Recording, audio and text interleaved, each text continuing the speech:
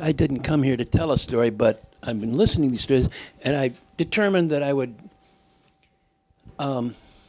try to tell the story. Actually, this story is going to be about Lansing because 30 years ago, I was doing computer work as a consultant and renting an apartment and an office, and some artist friends of mine who were just moving into a part of Lansing called Old Town said, well, there's an old building up here. Why don't you come here? So I moved into this building that it was okay for me to move into. I mean, the lights worked and the plumbing worked and everything like that. And so I fixed up the downstairs so I could have an office, and then I lived upstairs and fixed that. So over a period of about 15 years, I not only did I work on the building, me and my artist friends, we worked on the community. And I could tell you a story about, I spent a lot of time chipping plaster off of brick walls so it'd be really cool and hip, right? And it is pretty cool and hip. And the guy next door wanted to sell his building. It's a commercial building with upstairs flat. And I said, I better buy it or somebody's gonna buy it and they're gonna put in like a pit bull training course behind us or something like that. Anyway, so I bought it. I didn't want to become a landlord, but I had to fix it up too. And so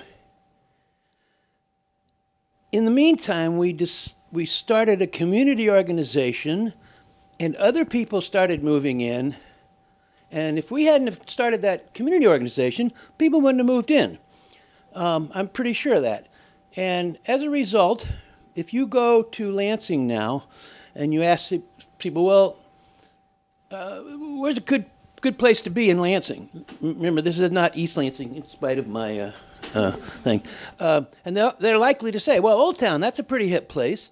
Well, what happened was businesses moved into these commercial buildings. And so the greatest gift, and so then I went through a bunch of life changes, marriage and so forth and so on. And so now I'm down here in Detroit, and the greatest gift it gave to me is basically my retirement. And you might say, well, that's not very spiritual, but you know what? That's pretty cool, because I have now two lofts and two commercial buildings. I didn't buy them to become a landlord. I bought them because, well, I needed a place. And I'm saying that the reason I have a good retirement is because I not only worked on the buildings, I worked on the community. So I'm just suggesting that if you're rehabbing a building, and I get it, I really felt good that I physically did all this work and all that for my own self. In fact, it's part of my getting over being a drunk.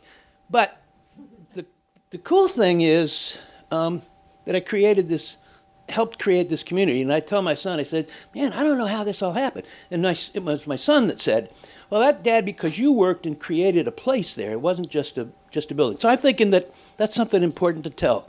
Not just the building, but the community. And I'm sure that anybody that's making progress on a building is, in fact, working and contributing to the community. Anyway, so money was the best thing I got out of it.